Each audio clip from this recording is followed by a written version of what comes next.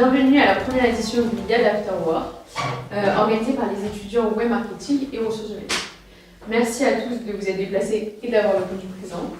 Merci à vous. Au programme de ce soir, nous accueillons 3 intervenants qui vont s'exprimer, chacun selon leur spécificité, sur le thème de l'influence et ses conséquences sur l'éducation. Avant de rentrer dans le vif du sujet, sachez que via le chatbot ou le chat en ligne, vous pouvez poser vos questions, on essaiera d'y répondre d'ici la fin de l'interview. Bonsoir Abdelkhader Ben-Jetrit, conférencier. Vous avez été élève au sein de la Yeshiva d'Épinay-sur-Seine, auprès de différents rabbinim dont Rav Eman. Vous êtes auteur de plusieurs livres sur l'éducation, le mariage, le travail sur soi, et depuis 1997, vous avez créé l'association Mekordat, dont l'activité est de promouvoir la diffusion de la Torah en France et au niveau international. Bonsoir M. Benita. Après les études d'ingénieur et l'obtention de votre doctorat, vous avez travaillé en industrie et dans divers laboratoires de recherche. Très vite, vous êtes tourné vers l'enseignement et la pédagogie. Actuellement, vous dirigez l'école IAD, école juive de commerce, que vous avez fondée en 2010. Et enfin, M. Kleinman, vous êtes actuellement étudiant en droit au sein de l'université La Sorbonne et vous avez été rédacteur du journal à Actualité Juive sur certains documents. Et actuellement, vous êtes président et fondateur de l'association Keep Wising, qui a pour but de diffuser la Torah pour les personnes qui sont en difficulté depuis bientôt 2 ans. Donc, comme vous l'avez compris, ce soir, vous allez nous partager votre vision sur 2 grands thèmes. D'un côté, l'influence sociale, c'est celle que nous vivons et ses conséquences sur l'éducation. Puis, on va orienter notre échange plus sur l'influence des réseaux sociaux, qu'elle soit positive ou négative. On espère à la fin de cet échange pouvoir éclairer un maximum de nos auditeurs. Rav Ben-Jetrit, comment abordez-vous la notion d'influence, de groupe, et comment est-elle abordée dans la Torah? Alors, c'est une notion qui est développée, par exemple, par le Rav Chaim Shmulevitz, qui explique que, comme c'est marqué dans le Rambam, Adam lève achar svivotav. Un homme va selon son entourage. C'est-à-dire que qu'on le veuille ou non, chacun d'entre nous, il développe un certain esprit, une certaine influence, une certaine énergie, positive ou négative. Donc de toute façon, on est soumis à l'influence de l'entourage. La question est de savoir si on choisit son entourage, d'accord? C'est-à-dire dans un endroit où les gens évoluent, où les gens grandissent, d'accord? Comme disent les Chachamim, exile-toi vers un endroit de Torah, ou à l'inverse, quand la personne est sous une mauvaise influence, comme c'est marqué dans le Passouk, que Yoel Moshe Lachevet et Taïch, que quand Moshe a accepté de vivre avec Yitro, qui est un maître dans l'idolâtrie, alors le Midrash, c'est un peu loin à développer donc je ne vais pas le faire, mais juste, le Midrash dit qu'en fait, c'est comme si Moshe il a accepté que son premier fils soit offert à l'idolâtrie. Et là-bas, le Rav Shmulevitz, il explique qu'il n'a pas dit explicitement cela, Moshe, mais le fait d'avoir accepté de vivre dans l'influence d'une personne pareille va faire automatiquement qu'il y aura des conséquences. Ouais, comme on le voit des fois que les enfants, ils vont dire « Ah, moi je veux être comme papy, je veux pas être comme papa, qui est trop religieux ». Donc, parce qu'il y a une référence. Alors c'est pareil, dans les milieux dans lesquels on vit, on décide de qui on s'entoure, et par rapport à ça, automatiquement, de l'influence qu'on va subir. Donc on voit plusieurs fois que des notions, Yamachanecha Kadosh, ouais, que le camp des bénis israélites doit être saint, des choses qu'on ne peut pas faire, qu'on ne doit pas voir. Donc de toute façon, c'est des choses qui existent. Aussi que des exemples dans la Torah, que quand il y a eu la marloquette entre la querelle entre Korach et Moshe Rabbeinu, et qu'après tous les 250 ils ont été engloutis par la terre, alors là-bas c'est marqué que Moshe il a interdit aux gens d'aller profiter, même d'aller regarder les tentes des personnes qui ont été touchées. Sous-entendu, alors le Ramban il explique qu'il y a un ézec dans l'œil, ouais, c'est que dans l'air, d'aujourd'hui on appelle ça les microbes, mais il y a quelque chose dans l'air qui flotte, qui est absorbable par la personne. Mais si on va encore plus loin, même dans l'influence, donc on voit que la Torah elle parle de choses comme ça, que quelqu'un qui est dans un milieu qui est nocif, automatiquement il va avoir une influence. Ou le contraire, quelqu'un va s'entourer de gens qui réfléchissent, qui se remettent en cause, qui ont un esprit pur, et il y aura une influence. Donc on voit dans la Torah que ça existe évidemment. Merci Rav Ben-Jetrit pour vos explications. Monsieur Kleinman, quel est votre point de vue sur la notion d'influence de groupe, notamment en tant que jeune étudiant à l'université et jeune adulte? Alors, l'influence de groupe, comme l'a déjà mentionné Rabban Sheprit, on la retrouve, quoi qu'on fasse, partout dans notre vie, de toute façon. Dès notre naissance, on est influencé par la manière de penser de nos parents, de nos grands-parents, les actes qui sont faits, la RA, l'ambiance. Donc, de toute façon, elle est présente. Après, c'est vrai qu'en tant qu'étudiant, on voit beaucoup de divers mouvements dans l'université, mouvements de différents genres, qui influencent les personnes parce que les personnes veulent se sentir appartenir à un groupe. Ils ont l'impression que pour exister, on a besoin du regard de l'autre. Et donc, pour avoir le regard de l'autre, ils doivent soit se démarquer, soit être comme les autres pour pouvoir intégrer des groupes auxquels ils se sentiront exister. Et à partir de ce moment-là, c'est là que consciemment ou inconsciemment, on commence à se faire influencer. Ce qui est presque positif ou négatif, comme a dit le Rav et comme l'a déjà aussi mentionné Rav Biderman dans ses sidrotes, il dit que justement, selon le groupe de personnes vers qui on va aller, on va être influencé positivement ou négativement. C'est pour ça qu'il faut faire attention tout au cours de notre vie, de faire attention d'aller vers les bonnes personnes, pas les mauvaises personnes, essayer d'aller vers des rachamim, des gens sages, intelligents, parce que plus on va être en présence d'eux, plus leurs lumières vont influer sur notre personnalité, on va voir comment est-ce qu'ils réagissent à divers problèmes, et ça va permettre de nous augmenter. Mais si au contraire, on se trouve vers de mauvaises personnes et on se situe vers les mauvais groupes, alors on peut baisser avec eux. Très bien, merci beaucoup pour cette intervention. Et vous, monsieur Benita, en tant que pédagogue, quel est votre avis sur cette question? Alors, vous me présentez comme pédagogue de service. C'est ça. Donc, alors, je vais juste rappeler les notions d'influence. En fait, il y a un cercle de 3 notions d'influence, en fait, 3 strates dans l'influence. L'influence de la société, l'influence sociale et l'influence familiale. Donc l'influence de la société, c'est l'objectif, c'est de donner un message. Alors ce message, il peut être idéologique, il peut être politique, il peut susciter des débats au sein de la société. L'influence au niveau social, c'est ce qu'on retrouve, alors on appelle ça aussi la pression sociale, donc c'est un individu qui va exercer une pression au sein d'un groupe, sur les membres de ce groupe. Alors on peut retrouver ça à l'école, on peut retrouver ça à l'université, on peut retrouver ça dans une société, une entreprise. Et puis il y a l'influence familiale. L'influence familiale, c'est au sein de la cellule familiale ou au sein d'une fratrie, en général qui fait en sorte qu'ils, entre guillemets, se ressemblent dans le sens où on leur a donné la même éducation. Et l'objectif, c'est qu'ils puissent justement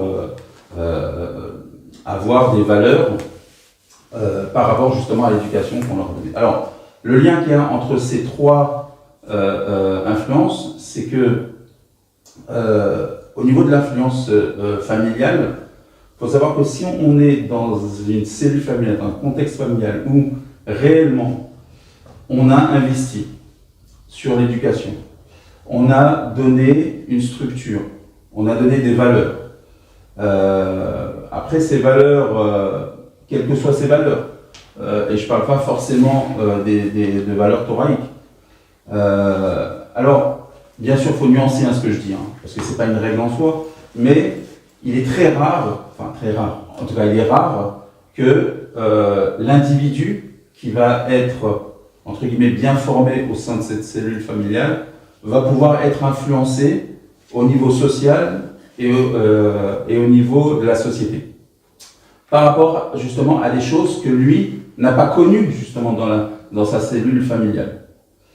Et ça c'est important à comprendre parce que aujourd'hui, toutes les problématiques que l'on retrouve en termes d'éducation, d'abord, de façon générale, c'est qu'il y a eu un problème au niveau de la cellule familiale. Alors, bien sûr, il y a des exemples. On a connu même des rabbinim qui ont eu des enfants qui sont par exemple sortis du derrière Torah. Ça existe malheureusement. Alors quoi? Et ils ont eu la même éducation que le frère, que la sœur. Pourquoi? Bon, alors, ce serait un autre débat. Voilà, c'est un autre débat d'1 heure qu'on pourra faire à la prochaine émission. Mais de façon générale, quand l'individu il se retrouve pas, alors il va pas être influencé. Maintenant, il faut savoir une chose, c'est que malgré je dirais l'éducation que l'individu va avoir, imaginons, prenons un cas extrême. Fils de Rav, fils de Baba ou fils d'un Admour. Et que cet individu-là, il se dit, voilà, j'ai une éducation top. J'ai eu des valeurs, je suis béton armé, comme on dit. Je peux aller sans problème dans un environnement qui ne correspond pas du tout à ce que j'ai connu et à mes valeurs et à ce qu'on m'a appris. Alors, c'est forcément une erreur tragique qui va le faire. Comme le Rav l'a dit tout à l'heure, sur le midrash qu'il a donné, effectivement, Rav Nissim Yagen, il explique justement sur ce midrash-là, qui est très intéressant et qui est fondamental à comprendre quand effectivement Moshe Rabbeinu il part et il s'enfuit de Paro. Et il va à Midian. Et il rencontre Yitro et il rencontre Tzipora, la fille de Yitro. Et il demande, le prince charmant demande la main à la princesse Tzipora. Yitro lui dit quelque chose d'incroyable, comme l'a dit tout à l'heure. Je te donne ma fille à condition, c'est Midrash qui dit ça, hein, c'est pas de notre nom, c'est Midrash. À condition que tu donnes ton premier-né à Avodazara. Alors, c'est bouleversement dans les commentateurs. Déjà, deux choses. Deux questions. Un, comment Moshe il a accepté? Il a accepté. Et il a juré. Il a juré, effectivement. Il a juré, en réalité, il a juré de rester. Mais le Midrash dit que il a juré que, effectivement, son premier-né, il le donne à Avodazara. Donc, Moshe, Hachem, c'est-à-dire, est-ce qu'il y a, en termes d'Emouna, plus grand que Moshe Rabbeinu? Ça n'existe pas. Et comment Yitro, deuxième question, lui qui a fait le tour, le Midrash nous dit, le tour des religions de l'époque, et qui a finalement reconnu qu'il n'y a que Hachem, un et indivisible, puisse proposer quelque chose qui ne rentre pas dans sa façon de penser. Justement, Nissim Yagen qui nous répond, en réalité, c'est pas ça. En réalité, c'est que Moshe Rabbeinu et son beau-père Yitro, ils ont mal évalué l'influence de Midian et de l'environnement de Midian. Et il dit une chose comme ça, c'est que Rabbi Yagen, il dit, en réalité, Moshe Rabbeinu, il aurait dû dire quoi? Il aurait dû dire, ok, je reste, mais dès que je peux partir, je m'enfuis. Je m'en vais. Yitro, il aurait dû dire, c'est quoi? Dès que tu peux partir, vas-y, pars, tout de suite. Pour l'instant, tu peux pas, mais dès que tu peux partir, pars. Ça montre quoi? Ça montre que, effectivement, l'influence, une influence néfaste, elle est puissante. Il y a quelque chose, comme vous avez dit tout à l'heure, qui est dans l'air, qui fait que elle tient l'individu. Deuxième chose, et je terminerai, en termes d'exemple, je crois que c'est je suis pas sûr, mais j'espère ne pas me tromper, écris là si je me trompe, je crois que c'est le Chafetz Chaim. Un jour, le Chafetz Chaim, Shabbat, il revenait de la choule, il était avec ses talmides, et il y a une voiture comme ça qui passe à 1000 à l'heure, comme ça, et lui, il se retourne, et il crie de toutes ses forces, Shabbos, Shabbos, Shabbos. C'est Talmid, il me disait, bravo, c'est même pas un juif. Parce que, ce qu'il connaît Shabbat, il dit, c'est pas pour lui que je crie, c'est pour moi. Je ne veux pas être influencé, je ne veux pas qu'il y ait cette petite goutte-là qui rentre et que je m'habitue. Donc on voit que l'influence, de façon générale, globale, elle peut être terrible, néfaste, mais l'influence aussi personnelle, ça peut être une catastrophe, parce qu'on s'habitue très vite, surtout aujourd'hui, dans cette société, on s'habitue très vite. Au début, on est choqué. Waouh, quoi, il a dit ça, il a fait ça, ça s'est passé comme ça. La fois d'après, c'est waouh, encore. La troisième fois, c'est alors, il exagère. Quatrième fois, c'est. Cinquième fois, c'est ah bon, c'est bien. Donc, on retrouve ici cette force de l'influence qui peut être terrible et qui peut être réellement dramatique. Alors, je me permets de rebondir sur ce que Rav Chitrit a dit concernant l'influence de groupe selon la Torah. Dans la Mishnah, il est écrit que si un homme entre dans une tannerie, il aura une mauvaise odeur. De même, si quelqu'un entre dans une parfumerie, il en ressortira avec une bonne odeur. Ainsi, l'influence du monde extérieur est-elle, selon vous, inévitable? Oui, bien sûr, elle est inévitable, parce qu'elle est réelle, elle est concrète. Mais après, comme l'a expliqué M. Mouta, quand quelqu'un il va développer une énergie personnelle très forte, alors ça empêche la pénétration. Parce qu'en fait, l'influence, elle va rentrer là où elle peut rentrer. Comme j'ai expliqué souvent dans les cours, quand vous ouvrez une bouteille, vous la videz, ben, l'air rentre. D'accord? Mais pourquoi? Parce qu'il y a du vide. Donc si quelqu'un est plein de Torah, il est plein dans sa émouna, il est plein dans sa croyance, il est plein dans sa personnalité, il n'y a pas de raison qu'il y ait une influence qui puisse rentrer. Mais il faut qu'il soit dans cette dynamique. Ouais, comme quelqu'un il est dans son étude de la Torah, il est dans sa émouna, il est dans ses pilotes, alors il n'y a pas de raison que ça rentre. Mais si quelqu'un il est vide, ouais, ou alors quelqu'un il croit qu'il est plein, parce que le travail n'a pas été fait, parce qu'il n'y a pas eu d'acquisition, parce que la nature profonde n'a pas changé, donc c'est sûr qu'il y aura une influence. C'est inévitable, c'est une réalité, c'est ce qu'il dit ce machin des Chachamim. Quand quelqu'un il rentre dans une tannerie, l'odeur elle rentre. Après le problème c'est que cette odeur elle va rencontrer quelqu'un, et quelqu'un c'est la personne. Oui. Maintenant si la personne elle développe son côté unique, donc parce qu'elle est quelqu'un, donc il n'y a pas d'influence. Si quelqu'un n'a pas développé ce côté-là, donc il y a du vide, là ça peut pénétrer, ça peut aller très très loin. Alors, Monsieur Raphaël Kleiman, dans quelle mesure la société impacte-t-elle la jeune génération? Énormément, parce que, comme l'a mentionné notamment M. Belchitrit et aussi M. Benita, la société, justement, ça représente, comme on a commencé à le mentionner tout à l'heure, un groupe, donc un cosmos, mais de façon encore plus élargie. Parce que la société, c'est, justement, on va prendre par degré, la société, c'est un des plus hauts degrés du nombre de personnes et de groupes. Et en réalité, comme on a commencé à le mentionner, une personne, plus elle grandit, plus elle va pouvoir se construire. C'est pour ça notamment que M. Benita a dit que la personne doit bien être construite pour pouvoir devenir unique, en reprenant les paroles du Rav, et en étant unique et en étant construit, en ayant des bases solides. Alors dans ce cas-là, on a une construction telle que si des coups de vent arrivent, elle ne va pas commencer à pencher d'un côté ou d'un autre. J'aime bien, pour expliquer un petit peu l'influence, prendre l'exemple d'un voilier. On met un voilier qui va tout droit dans la mer. S'il y a du vent qui va à droite ou à gauche, alors si le voilier n'est pas solide et que le mât n'est pas bien dirigé, alors il va commencer à pencher à droite ou à gauche et à changer de direction.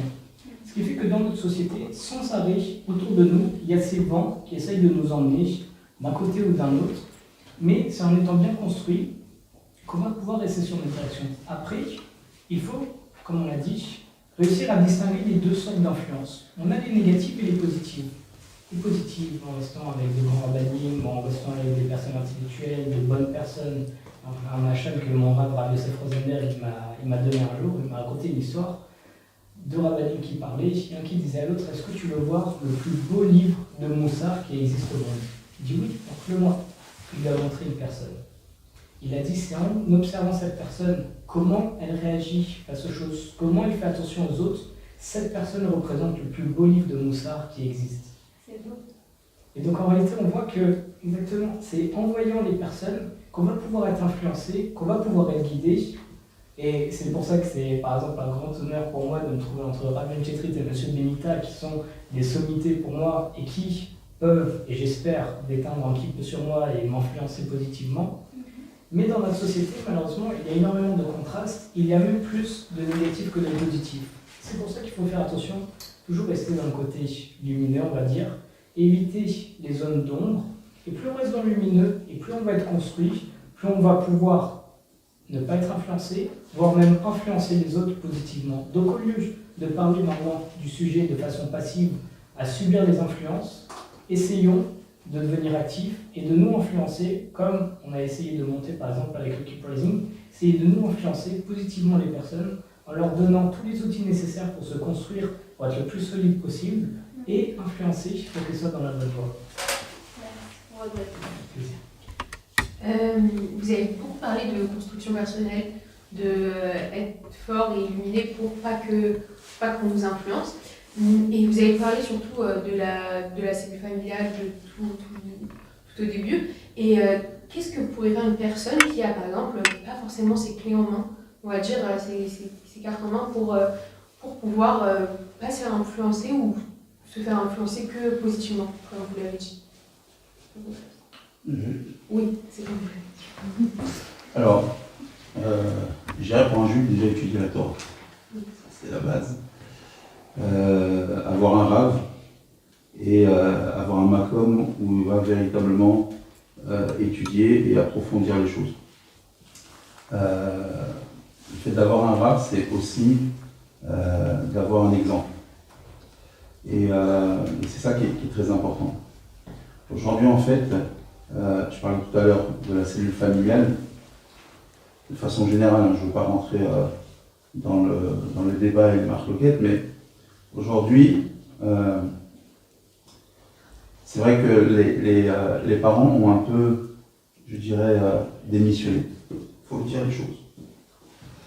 Et on a laissé, et c'est ça le gros problème, c'est qu'on a laissé à l'école, on a laissé à la société, on a laissé aux copains, justement, cette éducation que on faisait avant au sein de cette cellule familiale. Et aujourd'hui, on se rend compte d'une chose, c'est que toutes les problématiques que l'on rencontre dans le Chinour, au niveau de nos jeunes enfants, de nos adolescents, de nos jeunes adultes, c'est parce qu'il y a, justement, il n'y a pas encore cette, où il n'y a pas eu ces valeurs qui ont été vraiment imprégnées, qui ont été vraiment, je dirais, écrits au fer rouge même. Et ça, c'est vrai qu'aujourd'hui, ça manque. Moi, je dirais une chose, c'est que, effectivement, pour un jeune aujourd'hui, c'est vrai qu'on est dans une société qui est difficile. On est dans une société violente, les gens sont violents. On est dans une société individualiste, les gens sont individualistes. On a laissé le nous et on a pris le je. Je veux, j'ai mon droit, j'ai le droit, avec tous les droits possibles qu'on a dans la société. Droit de l'homme, droit de la femme, droit de ce qu'on veut. Il n'y a que des droits. Est-ce qu'il y a le devoir ou les devoirs? Dans la Torah, il n'y a pas de droit, il n'y a que des devoirs. Mais en réalité, quand on comprend que avoir des devoirs, c'est aussi avoir des droits. Parce que mon devoir va être justement le fait de l'appliquer, de respecter, d'être responsable, pour que moi, j'ai un droit, mais que aussi l'autre a un droit. Et c'est ça qui manque. Alors mon conseil, il n'y a pas de formule magique. Quand je dis mon conseil, c'est, je resterai humble là-dessus parce que vous savez, dans le Chinour, il n'y a pas de formule magique.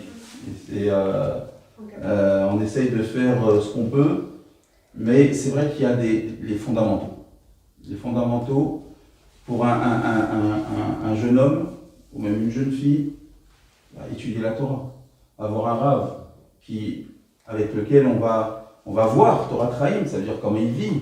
C'est ce que je dis moi aux filles, vous savez, quand je passe dans les lycées, pour leur dire que Yad existe, qu'on est une école juive. Je suis là plus longtemps, Yad.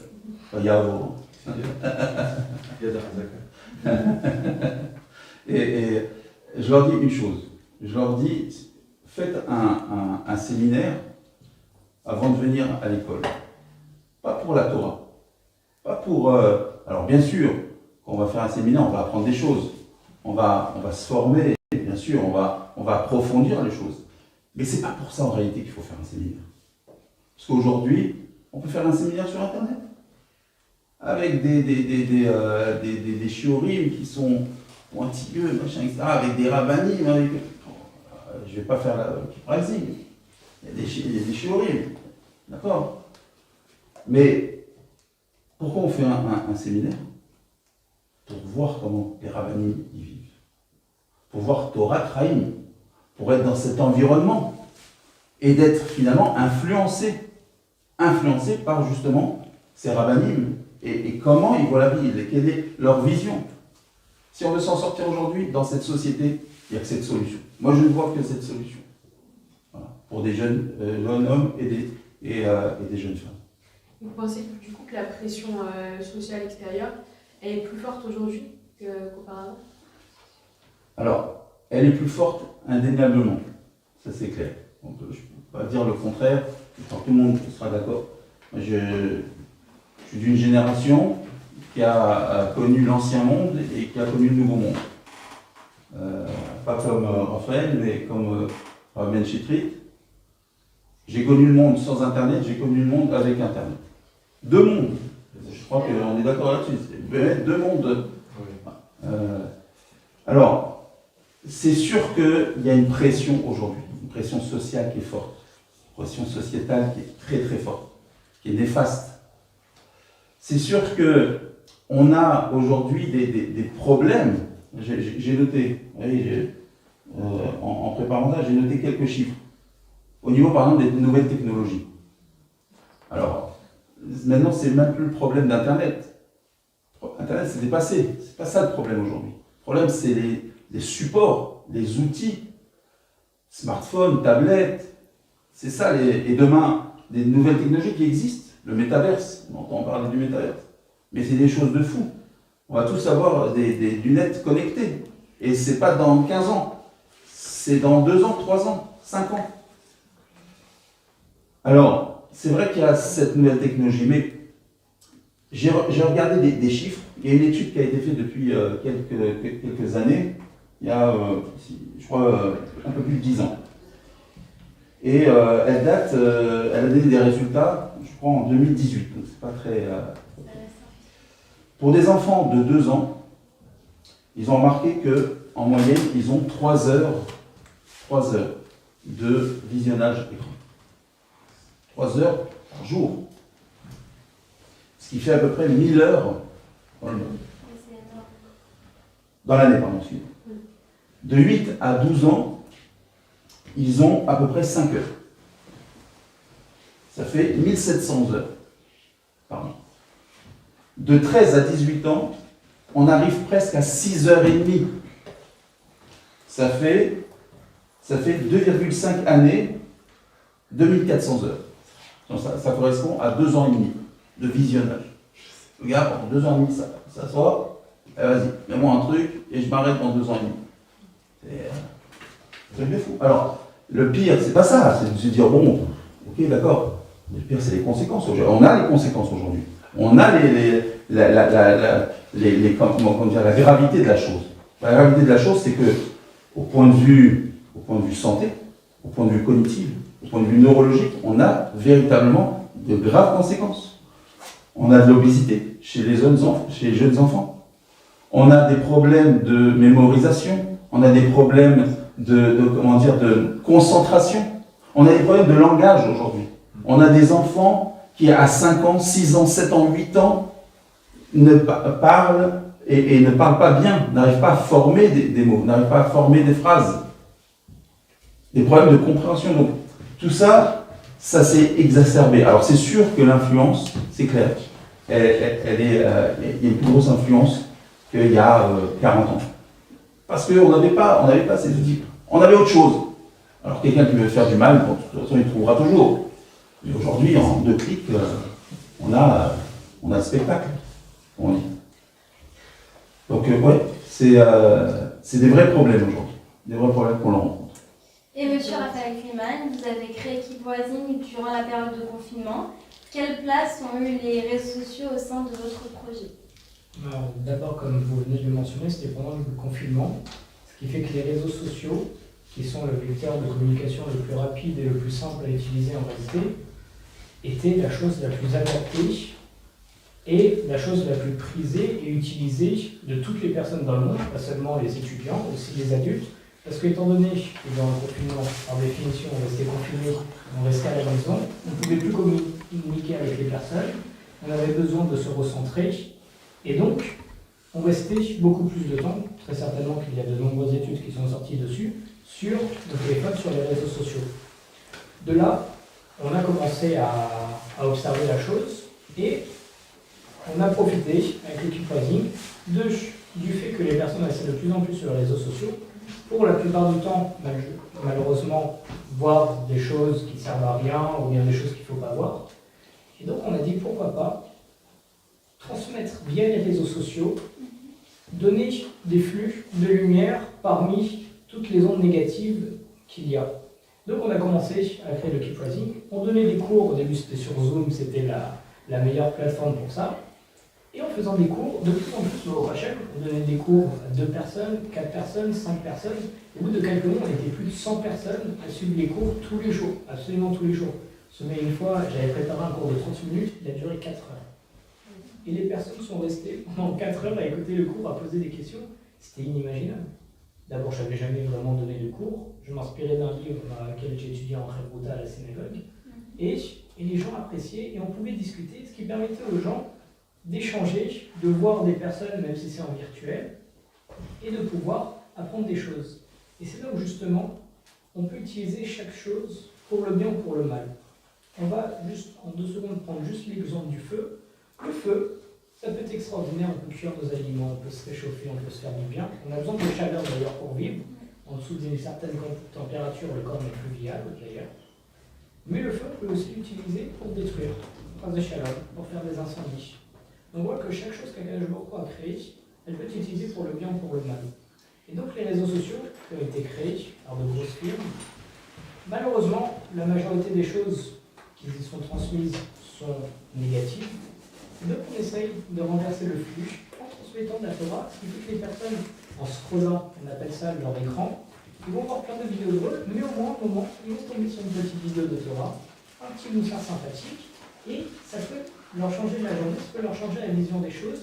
Étant donné qu'ils passaient de plus en plus de temps dessus, alors on a utilisé ce vecteur qui était de plus en plus important pour la jeunesse qui, comme on l'a dit au début, a besoin de se construire et est encore en construction, pour essayer d'influencer au maximum via ce vecteur. Merci beaucoup, c'est très impressionnant comme exemple. Hazael Ben Shiprit, quel est le point de vue de la Torah et des rabbinim en général sur les réseaux sociaux et leur influence? Alors, comme on l'a déjà dit, Internet, c'est beaucoup de soucis. On sait aujourd'hui que 90% des avérotes de l'Otato, Harare et Vafrem, ils se font sur Internet. Il y a des sites, il y a des millions de sites pour aller voir des choses très très dégoûtantes. Et que c'est une majorité de connexions, donc ça existe. D'un autre côté, à l'époque, il y a 30 ans, quand j'ai commencé à faire des cassettes vidéo, j'avais été voir Israël Salanter Israël des Sarcelles, qui était proche de. Et je lui ai dit, regardez, je vais faire des vidéos, des VHS à l'époque, ouais. Donc ça va encourager les gens à regarder leur télé. Alors il m'a dit, de toute façon, il regarde la télé. Et toi, dans le cours, tu vas dire aux gens d'enlever la télé. Donc, ça, de la même manière, les réseaux sociaux aujourd'hui, ils ont une force extraordinaire. Et comme tout ce qui existe dans le bien existe dans le mal, donc, encore il n'y a pas très longtemps, quelqu'un m'a dit, mais en fin de compte, vous êtes un influenceur. Je dis, écoute, c'est un peu une insulte. Quand tu vois que Nabila est un influenceuse. Donc, ça veut dire qu'en vérité, chacun il va dégager un discours, chacun il va donner. Voilà, tout à l'heure j'étais au Vinci et un monsieur est venu, belle fois, je vous remercie. Quand j'étais barreau, je venais à l'autre cours. Après, j'étais complètement à côté de la religion, j'ai fait tchouba, après j'ai fait un chilo, après j'ai marié, après j'ai des enfants, après on a fait notre couple avec les cours, maintenant on éduque les enfants avec les cours, on garde la limonade avec les cours. C'est-à-dire sur 30 ans, il y a beaucoup de choses qui se passent. Et qu'à l'époque, on a fait les CD, on a fait les DVD, on a fait les MP3. Maintenant, on fait les lives. Maintenant, c'est dur de renoncer à 800 personnes par soir qui assistent au cours. Alors, je sais qu'il y a des rabbinimes qui ne veulent pas utiliser Internet du tout. Parce qu'ils disent, bon, c'est un kéli de Touma et tout ça, d'impureté. D'un autre côté, des gens qui n'ont pas du tout d'approche. Moi, j'ai des gens qui font tchouba en Australie, ou à Taipei, ou en Corrèze, ou à Saint-Jean-de-Maurienne. Ouais. Donc, l'Altralé, c'est juste à côté de Saint-Étienne. Donc, c'est des gens qui n'ont aucun contact, qui n'ont aucun lien. Après, comment ils vont fonctionner, comment ils vont se rapprocher, comment ils vont déménager pour pouvoir être plus dans une communauté et tout. Mais c'est des outils. Alors, encore une fois, quelqu'un il peut renoncer, il peut dire.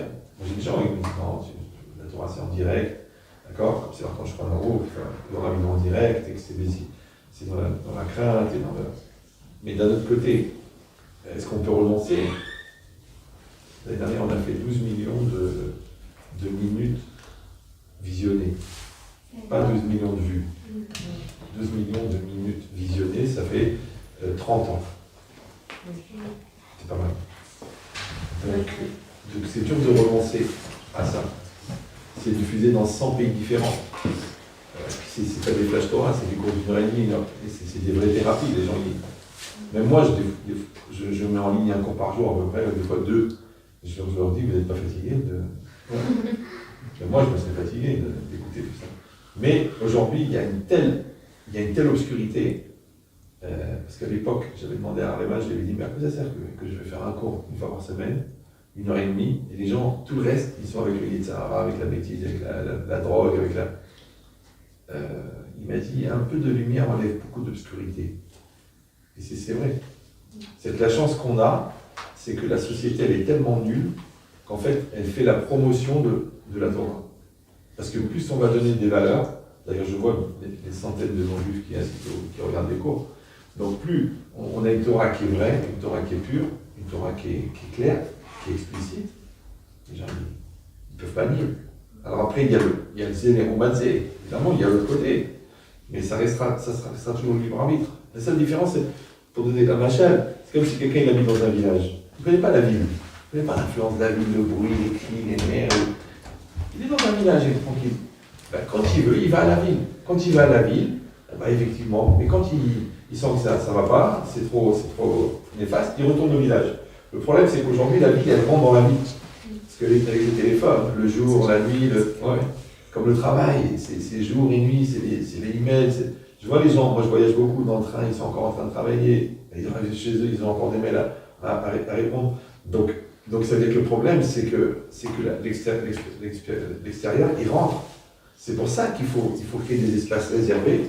Ouais, comme il y a le Beth Midrash, comme il y a la maison, comme aujourd'hui il y a des filtres, d'accord, pour pouvoir avoir cette préservation. Parce que normalement, quand il y a eu le déluge, vous savez, c'est le déluge, c'est pas qu'il a beaucoup plu et puis ça a débordé. Non, Midrash explique que tout a été détruit jusqu'à 30 cm de profondeur et que les corps, ils ont fondu. Donc en vérité, ça s'est passé au niveau atomique. Donc en fait, il y a eu une explosion atomique sur toute la surface de la Terre. Ok, comment est-ce que la Teva elle a survécu? Parce que ce qui a détruit le monde, c'est Hamas, c'est l'anti-Chesed. Ce qui a préservé Noach, c'est Chesed. Donc il a fait du Chesed pendant 1 an, 24 heures sur 24. Mais s'il avait arrêté une seconde de développer cette énergie positive, automatiquement l'énergie négative elle serait rentrée. Ouais. Donc c'est pour ça que, une fois je parlais avec des parents qui avaient la télé et tout ça, parce que nous on n'a pas la télé, alors ils me disaient, bon mais c'est pas la culture, c'est pour la... Je lui dis, mais si tu prends une babysit, un soir tu vas au restaurant et tu prends une babysit, et la babysit elle fait un striptease. Tu vas dire, Chas de Shalom, c'est impossible. Mais si au lieu de faire un striptease, l'enfant il voit la télé et dedans il voit des scènes. Donc en vérité, tu as fait rentrer la Touma chez toi. Maintenant, la Gemara dit que des mauvaises, la pensée est plus difficile, les images sont plus difficiles à effacer que les actes. Et une fois, ils ont demandé au Stapler, il a dit à partir de 3 ans, ça se grave chez la personne. Donc un enfant qui voit des choses bizarres à 3 ans, 5 ans, 8 ans, 10 ans, qu'aujourd'hui, moi j'ai des directeurs d'école qui me demandent de venir parler parce que des enfants de 9 ans, ils ont vu les vidéos qu'ils n'auraient pas dû voir. Et on sait que quand la Torah elle rentre, la Touma elle sort, l'impureté. Mais quand l'impureté elle rentre, la Torah elle sort. Donc ça veut dire que non seulement aujourd'hui, il faut avoir une politique de préservation très très forte. Ouais. Comme nous, nos enfants, jusqu'à l'âge de 18 ans, ils n'ont pas de téléphone. Ça ne remontera pas. Hein. Ouais. Et c'est un choix. Et c'est un esprit dans la maison. Et puis il faut créer une compensation pour que la personne n'ait pas besoin. Moi j'avais vu une fois dans un magasin d'informatique, j'avais vu la qualité des jeux vidéo. J'ai dit, mais ils vont jamais ouvrir une Gemara. Ben non, pourquoi? Parce qu'en fait, l'image, elle détruit l'imagination. C'est pour ça qu'il n'y a pas d'image dans la Torah. Il n'y a pas. Il n'y a jamais vu un Sefer Torah en bande dessinée, ou le midrash avec des photos, ou la Gemara avec des dessins. Il n'y a pas. Pourquoi? Parce que les mots, ils vont faire que tu vas développer ta propre lecture, ta propre vision. Alors que l'image imposée, elle empêche.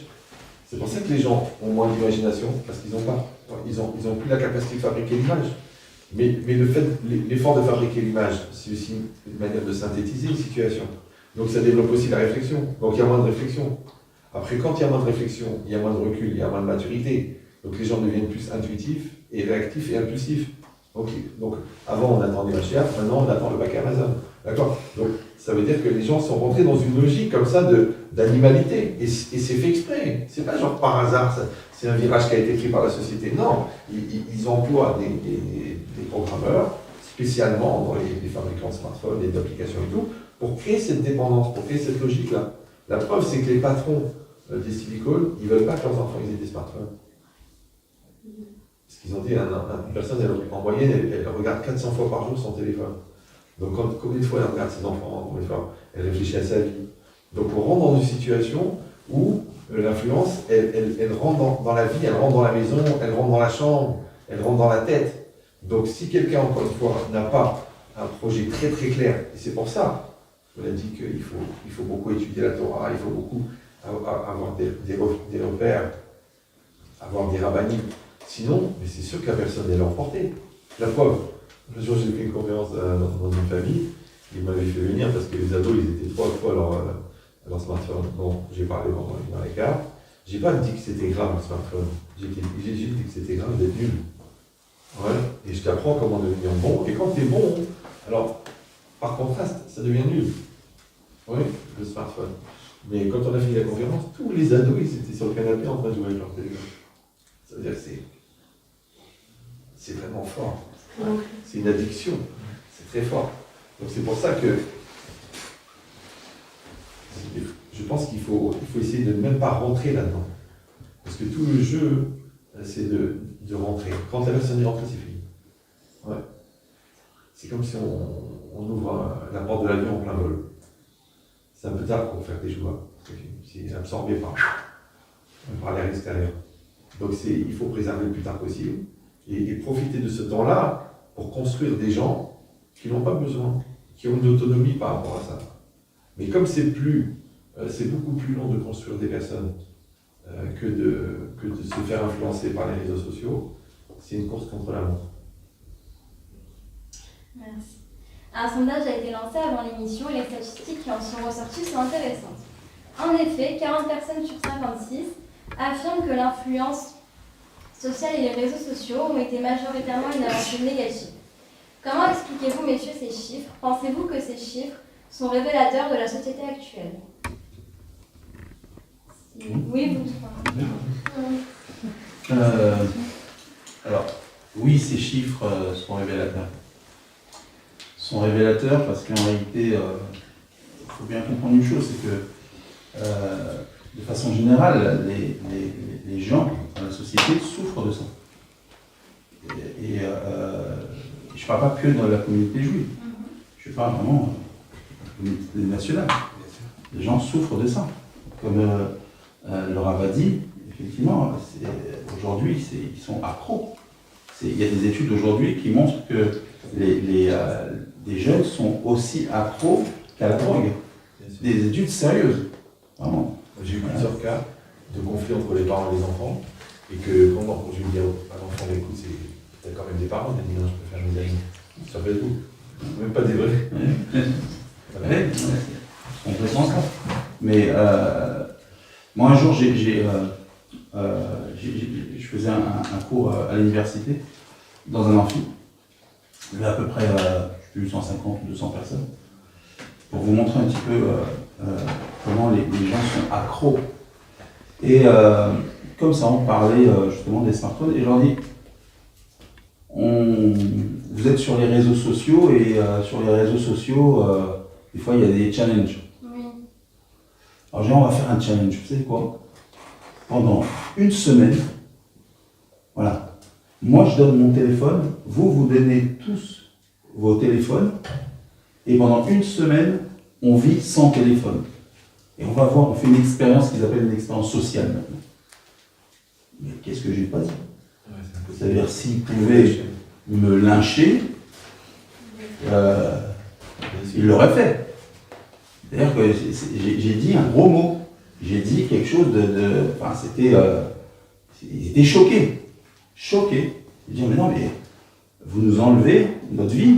Vous nous enlevez notre passe-temps. On ne sait pas quoi faire. C'est vrai qu'ils en sont dépendants. Il n'y a pas un qui a dit, ok, je le relève. Pas un. Sur 150 ou 200, pas un. Et puis la notion de perte de temps, elle n'existe plus. Parce que la Mishnah, dans Berkavot, elle dit ça, que celui qui est mal, il dit pas derrière celui qui va seul, ou celui qui est... mes familles libre les matala, qui a l'esprit qui va en l'air, alors il travaille avec il va mourir. Alors le Rav Yonah, il dit, c'est pas que quelqu'un il a fait une avéra sur lequel il va être puni, c'est parce que Mafsizman, il perd le temps. Maintenant, si quelqu'un il fait le calcul, il est resté 4 heures à regarder des vidéos sur des chats qui sautent un immeuble, c'est quand même 4 heures. En 4 heures, tu peux faire 2 pages de Gemara, tu peux sauver ton couple, tu peux faire un travail sur le respect de soi et sortir de... Il y a tellement de choses à faire, ouais. Mais cette dimension-là de la perte de temps, elle n'existe plus. Les gens, ils n'ont pas l'impression qu'ils ont...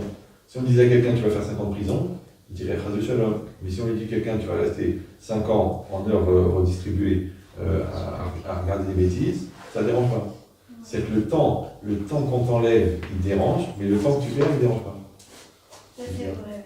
Donc c'est là qu'il faut engager la thérapie, la réflexion. Malheureusement, à un moment de la vie, enfin, encore une fois, je suis pas forcément de la même génération, mais j'ai l'impression, en voyant mes parents et mes grands-parents, on a perdu énormément des valeurs fondamentales qu'il y avait à l'époque. Avant, il y avait la véritable valeur du travail, de l'effort. Aujourd'hui, c'est totalement désusuel, c'est totalement perdu. Et donc, les gens cherchent, comme vous l'avez dit, ils cherchent à perdre du temps et à passer le temps juste pour arriver aux prochains événements. Mais on n'arrive même plus à apprécier le goût. Ça va vous paraître un petit peu bizarre, mais malheureusement, ça paraît un petit peu bizarre.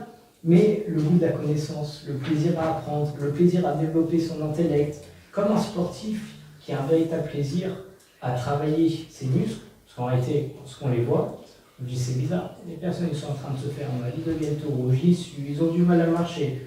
Pourquoi est-ce qu'ils font tout ça? Parce qu'ils aiment, et après ils se sentent bien. Et si justement on arrive à ressentir la même chose en développant son muscle, qui est le cerveau, en l'approvisionnant, en donnant encore plus de connaissances, en lui faisant faire des exercices, dans ce cas-là, on ressentira le véritable plaisir qu'on a. Et ce plaisir, ce qui est bien, c'est qu'il est positif parce que ça nous permet d'augmenter, d'être de plus en plus intelligent, de plus en plus construit, contrairement à un autre plaisir qu'on aurait, par exemple, d'aller au cinéma et de perdre son temps. Oui, on a du plaisir parce que ce sont des grandes firmes qui créent avec les meilleurs ingénieurs et les meilleurs experts en communication, savoir comment faire pour attirer l'œil avec les images, les couleurs, etc. Mais en réalité, eux, pourquoi est-ce qu'ils créent ça? Pour gagner de l'argent. Quitte à nous rendre dépendants, à nous faire perdre notre temps en tout ce qu'ils veulent, peu importe. Leur but, c'est ça. Mais si, par exemple, on se tourne vers d'autres choses, vers d'autres personnes, quand on y réfléchit, comme des rabbanim ou comme des yeshivot, où leur but, c'est quoi? C'est de nous construire. Et pareil pour nos parents, parce que le sujet a été abordé, des enfants qui pourraient être contre leurs parents. Les parents nous aiment tellement, ils veulent une seule chose, c'est nous faire grandir, nous faire évoluer au maximum. Et on sait que Kadosh Baruch Hu, c'est notre père. Et donc, la seule chose qu'il veut vraiment, c'est nous augmenter. Et comment il fait pour nous permettre ça? Il nous aide de plein de manières, mais aussi en nous ayant donné la Torah, en nous ayant permis d'avoir des Chachamim, en nous ayant permis d'avoir de la Gemara et plein de livres qui vont nous permettre d'augmenter, de devenir de plus en plus intelligents et une meilleure personne. Alors dans ce cas-là, maintenant j'ai deux choix. Deux choses qui en réalité, si je m'en rends compte, peuvent me faire plaisir. Aller voir un film au cinéma, aujourd'hui ça me fait plaisir. Ou bien une chose, mais il faut que je m'en rende compte, c'est étudier, d'augmenter mon intellect, de me rapprocher d'Akadosh Baruch Hu. Et à ce moment-là, quand on se rendra compte de la vérité, parce que le superficiel, c'est la première chose vers laquelle on a tendance à aller et même rester, Chas Shalom, alors qu'il faut aller au Iker, à l'essentiel. Dans ce cas-là, on arrivera à repousser tout ce qui est superficiel, tout ce qui ne sert à rien, en été en réfléchissant à quoi ça m'a servi de passer tant de temps au cinéma, tant de temps devant les réseaux sociaux, à rien du tout. Oui, mais sur le moment, j'ai kiffé. D'accord, mais qu'est-ce que ça t'a apporté? Rien. Alors que passer une heure sur une mara avec un ami en train d'étudier, je prends cet exemple, je peux vous assurer que si c'est bien fait, c'est un véritable plaisir. On a un amour de la chose, on a envie de continuer, et ce qui est extraordinaire, c'est que ça nous procure du plaisir, mais en même temps des connaissances, en même temps on évolue. Donc d'un côté, j'ai un loisir qui ne m'amène rien et au contraire peut m'abaisser, et de l'autre, j'ai un loisir qui peut me faire encore plus plaisir et me faire augmenter. Le choix ne devrait pas être si difficile. Ouais. Merci beaucoup pour ces réponses. Et enfin, pour finir, est-ce que vous auriez des conseils, un dernier conseil à donner à nos auditeurs? Alors, conseil, c'est un grand mot, mais encore une fois, hein, c'est facile de donner des conseils, mais moi, je vais donner un conseil par rapport bien sûr à l'influence, mais surtout sur le chinois. Parce que l'influence, comme on l'a dit, peut être dramatique. D'abord, au niveau du chinois, je pense que au niveau des enfants, première chose, c'est de leur redonner confiance. De travailler vraiment sur ce bitaronatsmi, de travailler vraiment sur cette confiance, cette connaissance de soi, qui fait qu'après, on a un terrain pour construire. Lorsqu'on a des individus, des enfants, des adolescents, qui se posent plein de questions. Ils ne savent pas qui ils sont, ils ne savent pas ce qu'ils représentent. Je prends l'exemple, je ne sais pas si je l'ai dit déjà tout à l'heure, mais de me dire si j'ai déjà dit cet exemple, je ne sais même plus ce que j'ai dit tout à l'heure. Et je le donne souvent à mes enfants, à mes propres enfants, mais je le donne souvent ici à l'école. L'exemple du chinour est un bon exemple. La question, elle paraît un peu bizarre, mais vous allez voir, est-ce qu'on a déjà vu la reine d'Angleterre en short? C'est une bonne question. Est-ce qu'on a déjà vu la reine d'Angleterre en short sur une plage? Pourtant, elle possède toute une île, les îles britanniques, donc elle peut choisir n'importe quelle plage. Pourquoi on ne l'a jamais vue en short? C'est une bonne question. On a envie de l'avoir en short. La réponse, elle est très simple. C'est qu'en réalité, la reine d'Angleterre, elle a compris une chose. C'est qu'elle représente quelque chose qui la dépasse. Ce n'est pas que par rapport à elle-même qui la dépasse. Elle représente la couronne d'Angleterre, elle représente une lignée de reines et de rois. Alors la réponse, c'est quoi? C'est sûr qu'on ne la verra jamais. Jamais. Pourquoi? C'est comme on dit, noblesse oblige. À partir du moment qu'à un enfant, on lui explique, je reprends l'exemple de la SNIO. Si on explique à un enfant seulement la partie technique et la partie halakhique, ce qui est obligatoire, bien sûr. Okay. Pourquoi je vais me couvrir jusqu'au poignet? Qu'est-ce qui fait que je n'ai pas le droit de me couvrir jusque-là? Voilà, il y a 10-15 cm. C'est quoi ces 15 cm? C'est aussi grave que ça. Ça va, c'est trop orthodoxe, c'est pas bon. Donc, c'est quoi le problème? Si j'explique que la partie halakhique et la partie technique, alors j'ai fait 50% du travail. Maintenant, si j'explique que, en réalité, tu représentes quelque chose qui te dépasse, qui est de l'ordre du divin, que c'est pas seulement toi que ça implique, c'est pas seulement toi qui est influencé, c'est justement, tu vas influencer, que l'Akdoucha, c'est quelque chose qui n'est pas palpable, mais qui existe. Alors, si tu as compris ces choses qui sont simples en réalité à comprendre. Aussi bien que la reine d'Angleterre qui ne se met pas en short, en réalité, je ne vais pas dire qu'un enfant, après, c'est fini, les sniout, à la Mea Sha'ari, non, mais il va comprendre cette chose-là. Parce qu'on est rentré véritablement dans le fond, et pas seulement la forme. Donc, première chose déjà, c'est d'expliquer les choses, de leur redonner confiance. Deuxième chose, c'est véritablement de les encourager. Moi, je suis surpris en tant que directeur. Il m'arrive, c'est un monde petit finalement, les écoles juives, donc on se connaît tous en tant que directeur d'école. Et souvent, je suis surpris. J'ai des enfants, donc je reçois les bulletins de notes. Et puis des fois, je vois sur les bulletins de notes, on va au Hachem, bonne note, mauvaise note. Bonne note, mauvaise note. Et sur les mauvaises notes, surlignées en rouge.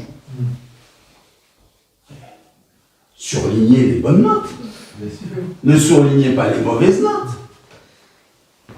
Donc, un enfant, quand il voit ça, je suis nul. Il l'a mis en rouge. Le directeur m'a dit, t'es nul ici. Rabbi Jacobson, qui est un grand éducateur en Israël, très connu, qui a écrit beaucoup de sfarim sur le chinour, il dit une chose. Le secret, c'est l'encouragement. Il faut encourager l'enfant quand il a des bonnes notes, mais il faut surtout l'encourager quand il a des mauvaises notes. Il faut l'encourager à toutes les sauces. Voilà mes 2 conseils.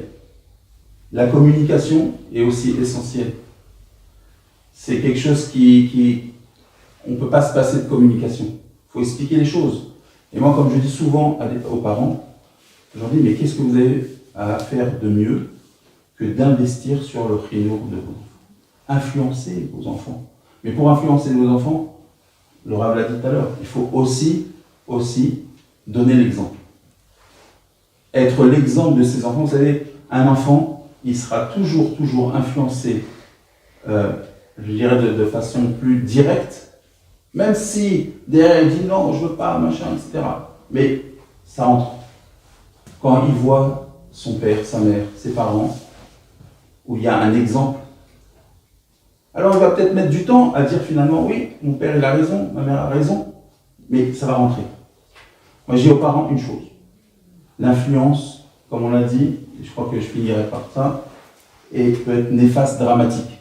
Ne laissez pas ce travail de chinour à la société, à l'école. Les gens aujourd'hui, je paye l'école, donc à m'éduquer mon gosse. Non. L'école, c'est l'instruction. C'est pas le chinour. Le chinour, c'est à la maison. L'exemple, c'est à la maison.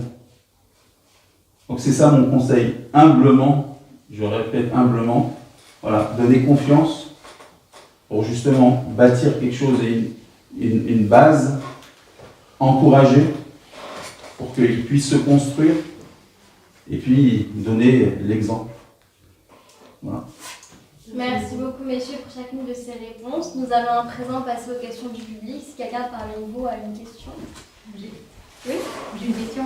Vous avez parlé à du fait d'être rempli pour pouvoir se confronter à la société et à la pression extérieure et être capable de ne pas céder à cette pression extérieure. Comment est-ce qu'on sait qu'on est assez rempli pour le faire? Alors, il y a une notion dans le Rav Yerucham Halevi, il explique là-bas que quand c'est marqué Vayarasku Evel Vayavlou, ils se sont occupés de choses vaines et eux-mêmes ils sont devenus vains. Donc quelqu'un, il peut ne pas réaliser, ne pas devenir et sentir en français, il est un peu léger. D'accord? Quand quelqu'un on dit, bon, qu'est-ce que tu penses, il peut tenir le magasin? Il est un peu léger. Ça veut pas dire qu'il est maigre. Ouais. Ça veut dire qu'au niveau maturité, c'est pas ça. Le contraire, le mot kavod, qui veut dire le respect, il vient du mot kaved. Et kaved, c'est lourd. Alors il dit, le Rav Yerucham, quand quelqu'un fait quelque chose de sérieux, quand quelqu'un assume une responsabilité, quand quelqu'un finalise un projet, il sent qu'il a pris un poids. Oui, il a pris du poids. Comme on dit en français aussi, tu connais un tel, oui, il a 4000 appartements, oh, c'est du lourd. Ce chirurgien, là, il fait 6 opérations du cœur par jour, c'est du lourd. Donc ce lourd-là, il est positif, il n'est pas péjoratif. Ouais. Donc de la même manière, Quand quelqu'un va sentir qu'il est en maturité, quand quelqu'un il est en force, quand quelqu'un il est en clarté, alors il va sentir que les choses ne rentrent pas.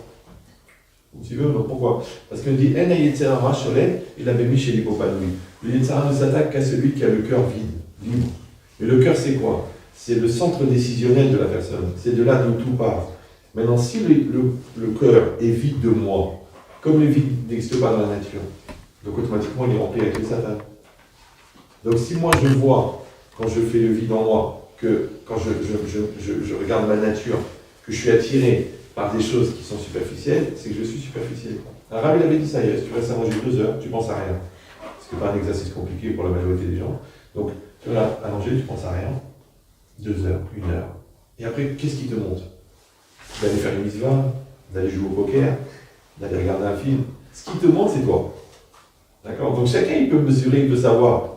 Parce qu'on peut croire qu'on a un grand sadique, mais en fin de compte, c'est pas vraiment le cas. Le contraire, on peut croire qu'on a un grand rachat, on n'arrête pas de faire des mitzvot. Donc, il faut avoir cette auto-analyse et mesurer le poids de maturité qu'on fait. Et à ce moment-là, on sent qu'on est fort, on sent qu'on est rempli. Oui, premièrement. Et deuxièmement, on dit Ezéou Gibor à Kovachetitro. Qui c'est l'homme fort? Celui qui maîtrise le Yetzer Hara. Et Gibor, ça veut dire fort, ça vient de Gever. Et Gever, c'est un adulte. Alors, Imata Gever, à Yetzer Hara ou Yeled. Si toi, tu es un homme, si tu es fort, si tu es un adulte, Yetzer Hara, c'est un enfant. Si toi, tu es un enfant, Yetzer Hara, c'est un adulte. Donc, si la vie, elle est dure, c'est que tu es un enfant. Si la vie, elle est facile, c'est que tu es un adulte. Si devant une épreuve, tu craques en 3 minutes, c'est qu'il y a encore du travail. Ouais, si c'est l'épreuve qui craque, parce que Yetzer Hara, il décourage, c'est que tu es fort. Si l'autre qui t'énerve et tu prends la rigolade, c'est fort. Si l'autre qui te dit une remarque et tu te vexes pendant une semaine, t'es faible. Donc chacun il peut mesurer. Parce que quand j'ai un mur devant moi, comment savoir si c'est un mur en acier de 20 cm d'épaisseur ou si c'est une feuille d'aluminium tendue? Ben, il suffit d'appuyer. Si ça se déchire, c'est que c'était une feuille d'aluminium. Et si tu te casses les doigts, ça veut dire que c'était un mur en acier. Donc chacun il peut mesurer exactement où est-ce qu'il en est au niveau de sa solidité, au niveau de sa construction, ouais, et donc automatiquement de son plein, de sa shlemut, pour savoir combien est-ce qu'il. La première étude, c'est pour apprendre à étudier. La deuxième, c'est pour apprendre la halakha. Et la troisième, elle sert à quoi? Ouais. Donc la logique, c'est que quelqu'un qui arrête d'étudier, en vérité, parce qu'on dit qu'Hachem, il a dit j'ai créé le Yetzer Hara, j'ai créé la Torah en médicament. Donc ça veut dire que.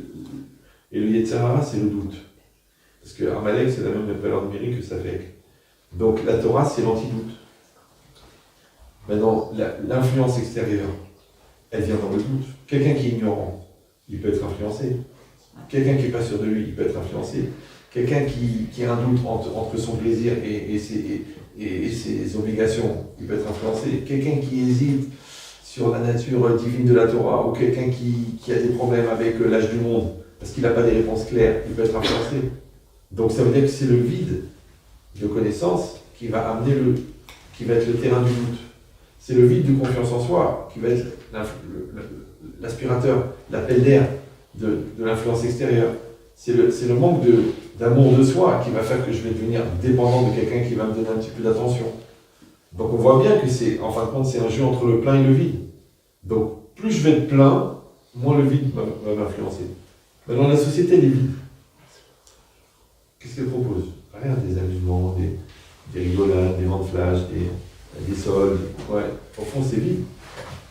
Même les journalistes sont obligés de faire durer le Covid parce qu'ils n'ont rien à dire. Après, quand il y a une guerre, ils en parlent à toutes les chaînes parce qu'au fond, il n'y a rien. Il ne se passe rien. Ils font genre de l'événementiel, mais avec rien. Ouais, genre un acteur, il s'est cassé un ongle, ça passe à la télé. Ouais, le président, il a dit un gros mot, ça devient un scandale. Pourquoi? Parce qu'il ne se passe rien. C'est vide. C'est ça, réécoute. C'est REC, c'est un peuple vide, c'est Ram, REC, c'est Amérique. Donc, nous le contraire, nous on est plein. Maintenant après, il faut décider de se donner les moyens d'être plein, plutôt que vide. Ouais. Donc celui qui ne donne pas les moyens, comme j'ai dit souvent dans les cours, moi je suis stupéfait des gens qui sont choqués des résultats non obtenus sur les efforts non fournis. C'est comme si vous allez à la sortie de l'examen et vous cherchez votre nom pour voir si vous êtes reçu. Et il y a un gars qui dit, excuse-moi, tu fais quoi là? Ah, je cherche mon nom, écoute, là c'est la liste des gens qui ont réussi l'examen, et je trouve pas mon nom dans l'ordre des ordres. Tu dis, attends, tu parles de quel examen? L'examen de rentrée à l'ENA. Ah, mais t'étais en prépa? Non. Et l'examen, tu l'as passé? Non. Bon, on sait jamais, peut-être Mina Chamay. Il y a peut-être mon nom. Ouais.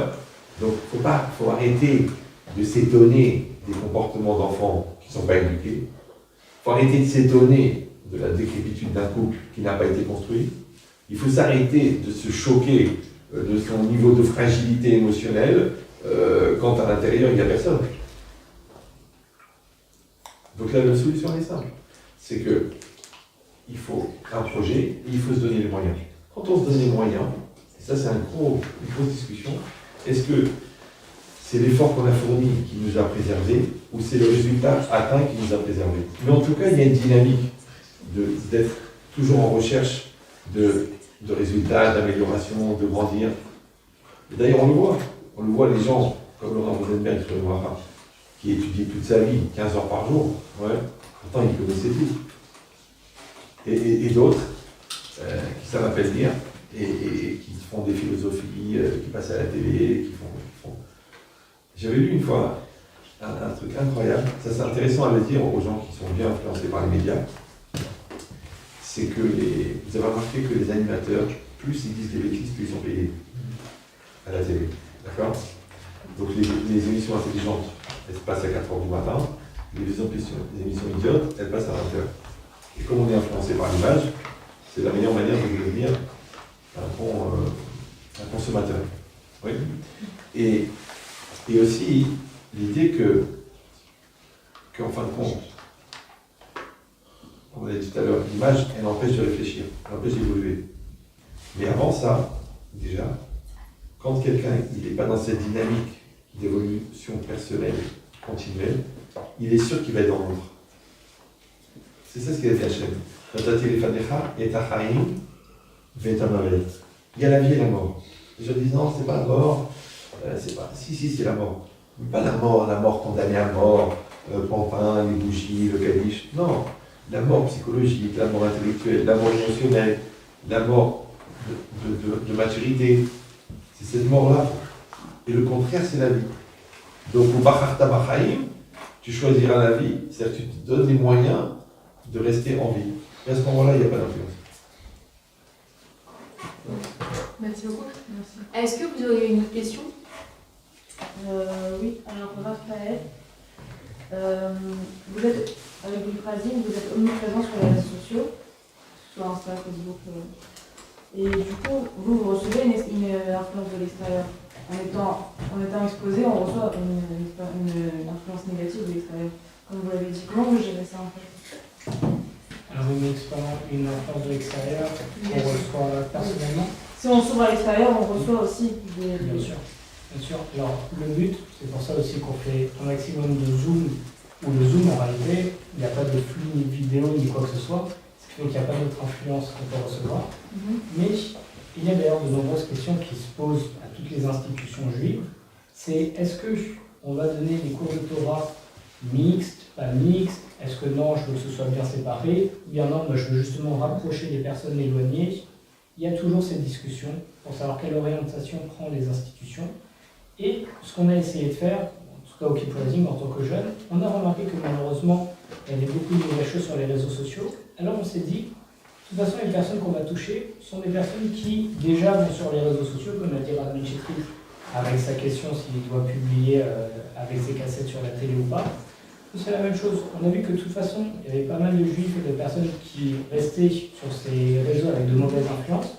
Alors on a essayé, à notre petit niveau, comme l'a dit aussi Laura, avec une petite lumière, on peut disperser beaucoup d'obscurité, à changer une partie de cette influence négative pour qu'ils reçoivent un maximum de positif. Ce qui fait qu'on essaye de se mettre dans les recoins où ça ne va pas vraiment, pour essayer de rapprocher les personnes et de les aider au maximum et de leur ouvrir les yeux. Et j'ai donné la réponse à ce que vous dites. Vous savez, une personne, maintenant, elle va passer Shabbat après-midi chez ses cousins. Et les trois, ils ont la grippe. Il rentre chez lui, le lendemain, il commence à avoir mal à la gorge. Et 2 jours après, il est au lit avec la grippe. Parce qu'il a attrapé la grippe là-bas, chez ses cousins qui avaient la grippe. D'accord? Mais le médecin, lui, il visite 25 maisons par jour. Et ces 25 maisons, il y en a 20 qui ont la grippe. Et une grippe différente à chaque fois. Comment ça se fait qu'ils n'ont pas malade? Lui, il a été voir ses cousins, il a attrapé la grippe. L'autre, il va dans 25 maisons, il n'attrape pas la grippe. Pourquoi? Vous avez compris? Ouais, j'y avais pensé. C'est très simple. Parce que l'autre, il a été voir ses cousins parce qu'il n'avait rien à faire de sa vie. Comme il s'ennuyait, il avait été là-bas. Comme il n'a rien à faire, il attrape la grippe. Mais le médecin, il rentre pour soigner. Celui qui rentre pour soigner, il développe une dynamique qui fait qu'il ne peut pas être influencé. Parce qu'un mashpia ne bouge pas. Celui qui influence n'est pas influencé. Comme dans la cache-poule. Quand le bout il sort du plat, ouais, alors il ne peut pas absorber ce qu'il est en train de sortir. Donc si vous êtes un influenceur, vous n'allez pas être influencé.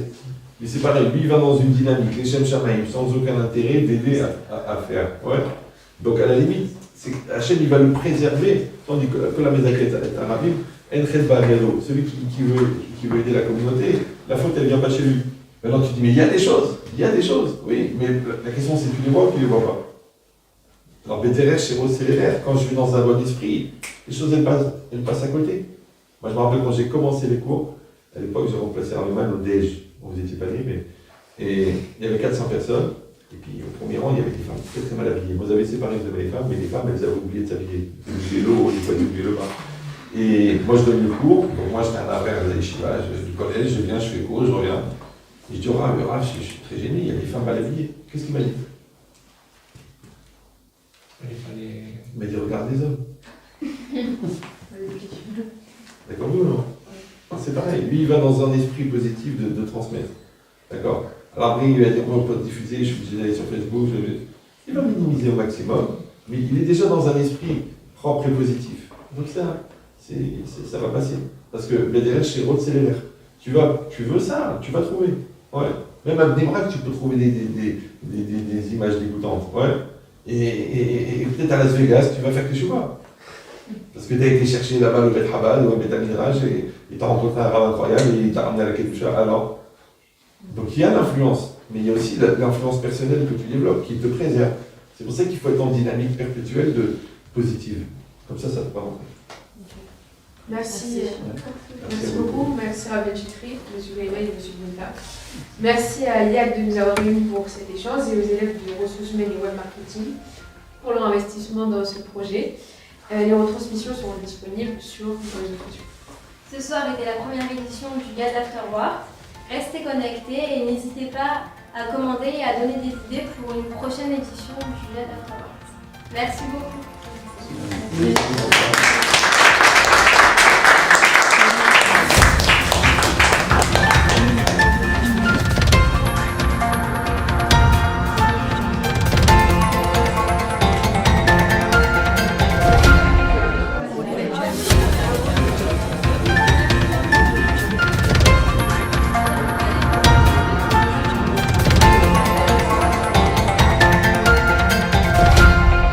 Audio Jungle.